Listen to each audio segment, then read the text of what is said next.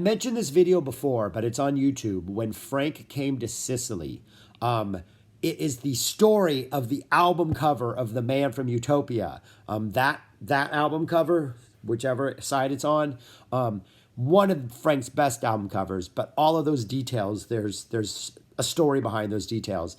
And when Frank came to Sicily is about a time he visited Sicily, which is where his family originated from.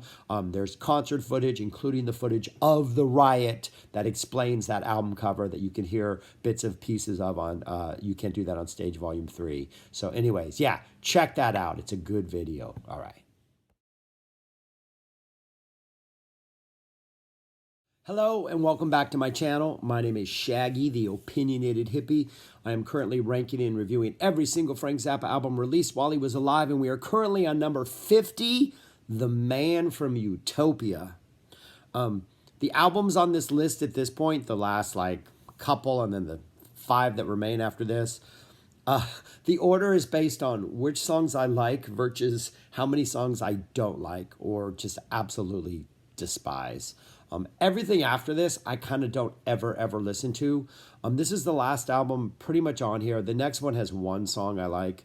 But this album has 3 good songs and then a bunch of really either forgettable songs or bad songs. And I realized when I was preparing for this review in particular that I had probably listened to this album for the last time. When I started this process and I decided I was going to do this thing, I sat down and just coldly wrote out my list, my master list. And then I kind of went to number 1, Uncle Meat. Is that number 1? Yes. We're only in it for money. Is that number 2? And I went through it. You know, things moved around. But I realized as I listened to this for the last time, I don't think I'm ever going to listen to this album again because it's got some really rough going on it. So it came out in 1983. It's mostly the 82 band. There's a lot of special guests on here. So that's the Mars, Vi, Man, Tunis, Wackerman, Martin Band, Ray White. It's pretty good. It came out in 83. It's not pretty good. The band's good. The album's not.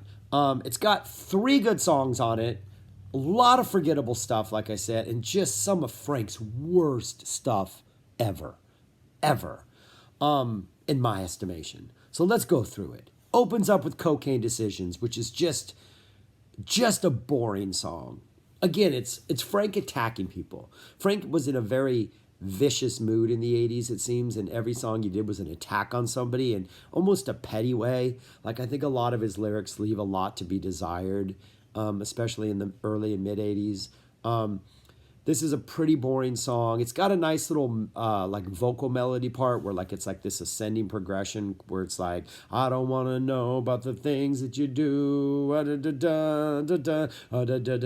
he gets higher and higher, and it kind of is neat, but then it goes back to the boring part. So it's got that one little thing in it that's kind of hooky, but for the most part, Cocaine Decisions is painfully forgettable.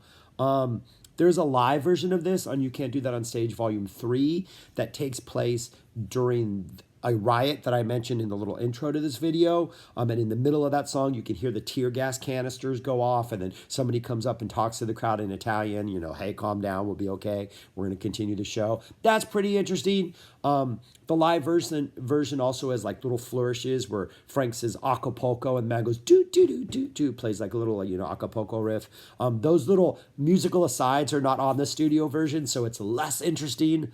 So it's kind of a bland opener. Again, I'm reviewing the CD release. The album version, the vinyl version, has one different song and it's in a different order. I think the vinyl version is better because they group the bad songs together a little better. But the streaming version is the CD version, so I'm going to review that. So Cocaine Decisions, that's followed by Sex, which is just a horrible song. If you have not seen This Is Spinal Tap, go watch This Is Spinal Tap, the movie. But they have a song called Sex Farm, working on a sex farm. And Spinal Tap is a satire or a parody of rock, right? And all of their songs are sort of rock tropes or rock cliches done really well. Their Sex Farm song is far better than Frank's Sex song. It even includes one of the same lyrical lines about the size of a cushion and how the pushing is better. That's not it, but But it's almost so you have Frank's normal music, you have Spinal Tap, which is in a way satirizing all rock music, and then you have Frank doing a really, really bad version of a song that Spinal Tap satirized but did better. So this is one of, I think, Frank's low points. The music's kind of heavy but forgettable. The lyrics are just a bunch of really bad sex jokes and cliches. I I I, ugh, I don't get this. Frank never performed it live. He obviously realized it was not something that needed to be played again. But it's a rough going. So, anyways, the third song is Tink Walks Amok. This features Arthur Barrow, the bassist from like 78, 79, and 80. His nickname was Tink.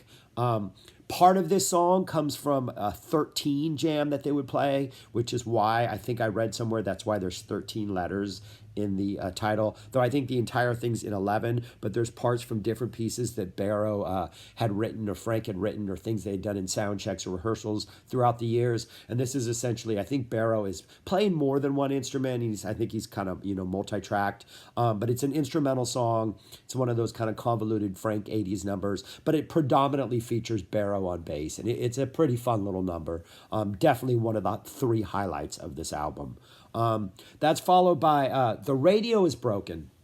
The Radio is Broken is essentially this entire album, like in minuscule. So it starts off with Frank doing his sing talk stuff, in which he talks his way and then sings it and puts his like exaggerated sort of emphasis on certain words, like let's do The Dangerous Kitchen, because that's what I'm familiar with. The Dangerous Kitchen, the bananas are rotten, the sink is, and it's this talk sing thing, and the band kind of improvises music in the back to go along with the lyrics. What Frank has done with this one is it's the talk sing stuff. And there's parts that are improvised. There are parts that have written vamps that he's talk singing over, which are really good. And then there are musical interludes in this where he does a talk sing and then a really, really amazing musical interlude that sounds a lot like Maggio and What's New in Baltimore and Drowning Witch, those really like convoluted Steve Vai, Mars Man things, the do-do-do-do-do-do-do-do-do, like that kind of thing, really fast paced. These musical interludes are fantastic. Unfortunately, you have to sit through some horrible talk sing in order to get that. Maybe you like the talk singing. Maybe you like Dangerous Kitchen and the beginning of Drowning Witch and those things. I don't. I think they're horrible. I think it's bad. I don't think it ages well at all. And so it's just, this song is frustrating because I really like that little musical interlude part, but the rest of the song is kind of painful to sit through. And the lyrics are about space and just all kind of space references. There's kind of a lot of stream of consciousness stuff. Not that interesting. Anyways, but yeah, Radio is Broken. That's followed by We Are Not Alone, which is a straight up beach party, saxophone led, a lot of marimbas in there, dance number. It is just like a da da da da da da da da da da da. This is a great song. This is like something you like. I could see a 50s beach movie with Annette Funicello and Frankie Valli or Avalon or whoever the Frankie was, and they're out there dancing to this song and doing the twist. And oh, this is a great number. A great number. I think it is on one of his greatest hits compilation, so you don't ever have to listen to this album, but it is worth checking out this album at least once to hear We Are Not Alone. Frank sadly never performed this live, which is a waste because it would have been a phenomenal live number. But oh, it's a fun song. It's just a fun song. That's followed by The Dangerous Kitchen, which is one of those talk sing things.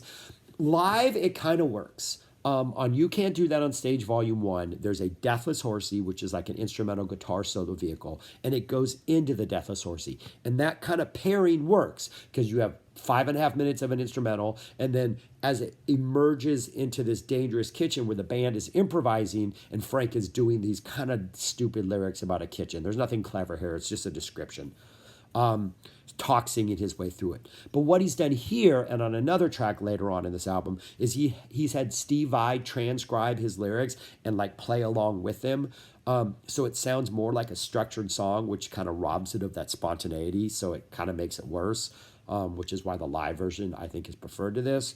Just another bad song that I don't ever want to hear again.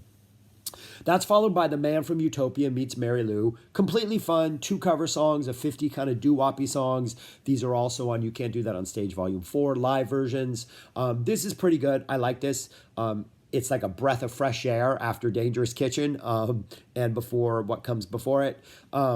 So it's kind of nice to hear on this album, but again, it's not essential. And I think the live versions are better. Stick Together is an anti-union song that is horribly, horribly, horribly boring. Just boring, slow reggae.